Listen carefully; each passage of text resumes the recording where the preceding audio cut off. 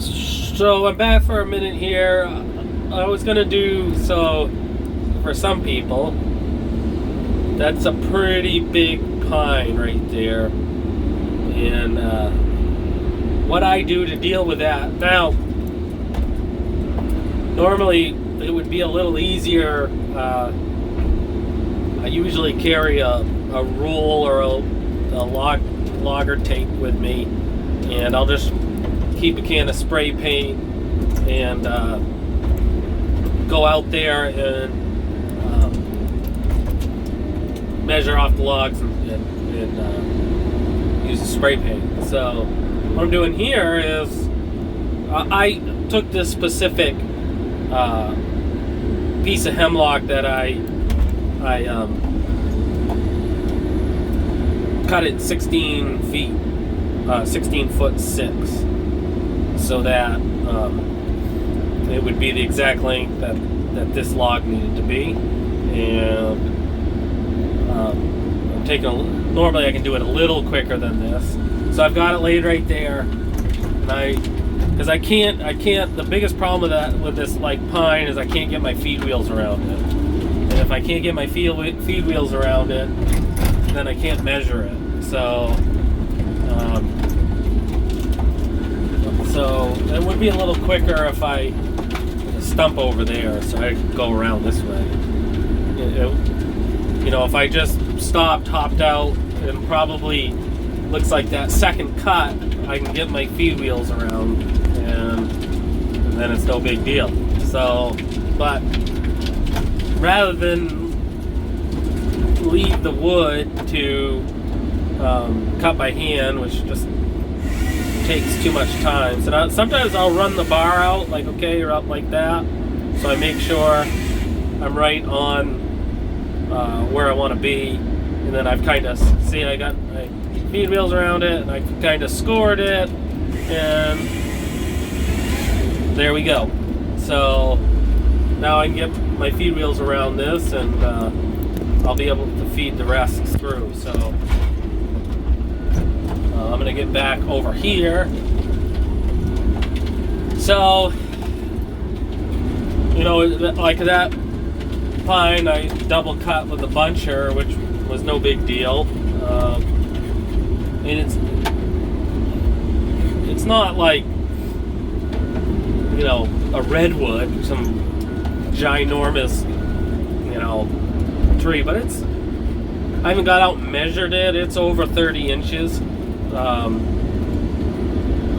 It's hard to get perspective, but so that's it's over 30 inches. It might be.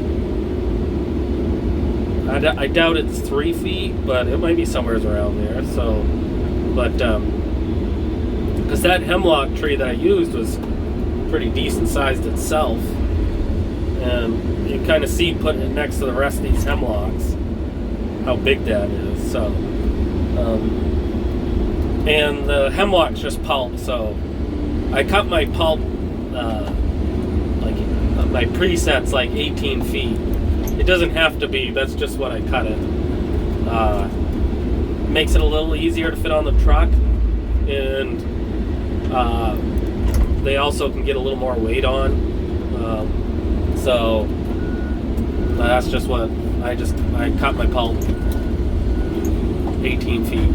Doesn't matter, we do tree length, so it doesn't matter what the length is. There's minimum diameter and probably minimum length, but there's no maximum length and no specific length. So I kind of get this brush back in the trail here. So that's kind of, and the thing with this, I should just work up the rest of this pine. So where it is right now, it's still, you're 16 feet up, and that's just about as big of a tree as I can get my feed wheels around with this. And that's, I think, what would be nice with one of those bigger dangle heads is they're just set up to cut bigger wood. We don't cut a steady diet of big wood, but we have anywhere from you know, 3-inch wood to, you know, 4 feet. So it would be kind of nice to have something that would do it all. So this is kind of bigger, nasty. Well, it's not nasty, it's the top, but so, and that's pretty good for, you know, 3/16. So, and this, you know, you're in the kind of rattier top of the pine right now, and kind of the trick is to, you know, it's all positioning of the knives and knowing when to open and close them. So, anyways, I thought I would do a video of kind of working up some bigger wood and add that to. I wasn't planning on adding this part, but anyways, it's a little extra. Hey everyone, it is Friday now. I'm back in the processor. Figured I'd do a little processing video. I'm really happy. I got a lot of great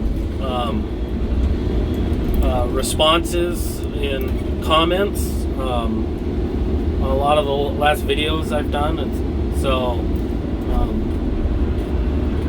we're processing some hemlock now. So we're back. I pretty much got this whole job laid down, so now we're going to be processing. It's really pretty nice to get back in the processor, and I always kind of remember. Well, it's just nice. It's good when you haven't run something for a little while. So, and I kind of remember why I like the buncher in front of the processor so much. So it's so productive. So we do have to separate hemlock, pine, pulp. So softwood pulp doesn't mean it just all goes in one pile. So you have pine pulp, hemlock pulp, spruce and fir pulp go in the same pile, and then you have hardwood, which all different species of hardwood go in the same pile, except for, you know, we'll separate logs, and popple will take the good popple out because that pays more.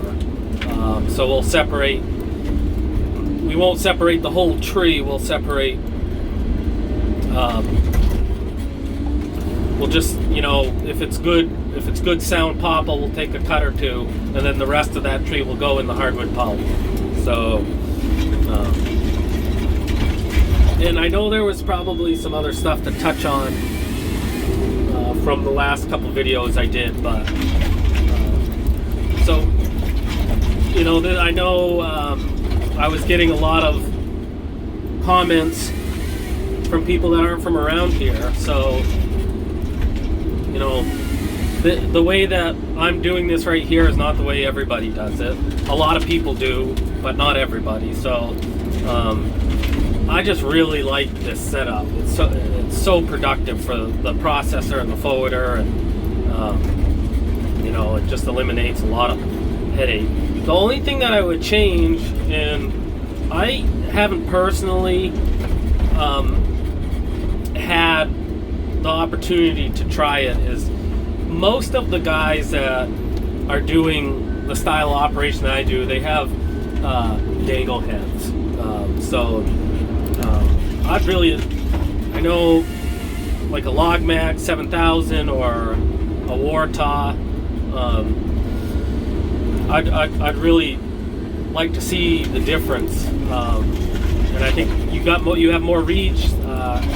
I think they'll process bigger wood, faster feed speed, faster saw speed, all that stuff. So, but you can't do it all at once, and what I have does work. So this processor probably isn't the first thing that I'll be replacing. It's not quite 3 years old, so, and it's not necessarily slowing down production, so that's more of a want than a need right now. The processor is probably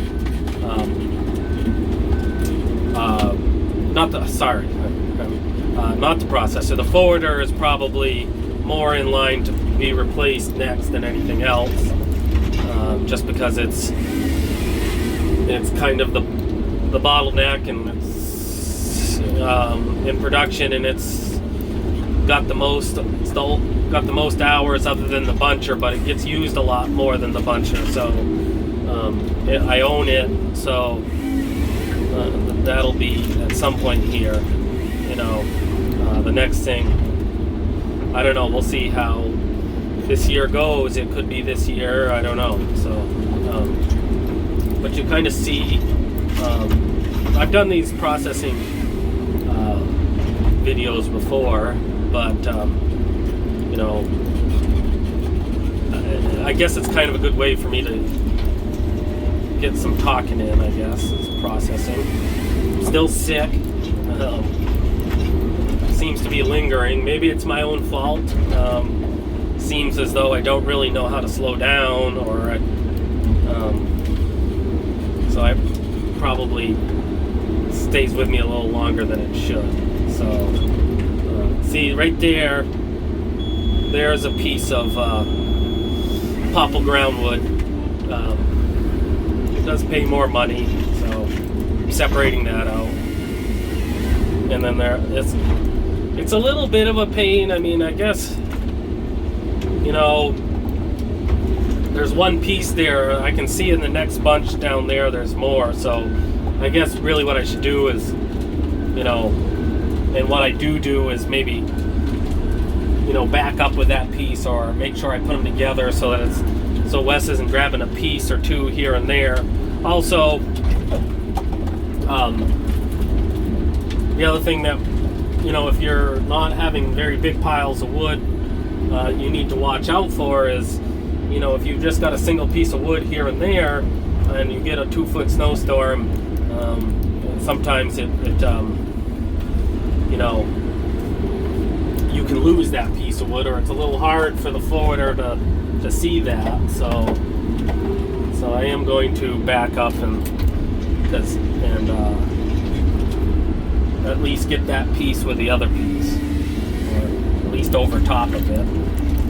And the mills are a little more picky with the popple, so they want clear. They don't want big limby, rotted popple. So some of this stuff won't. Not just any popple will do, and they don't want big, ugly stuff either. So.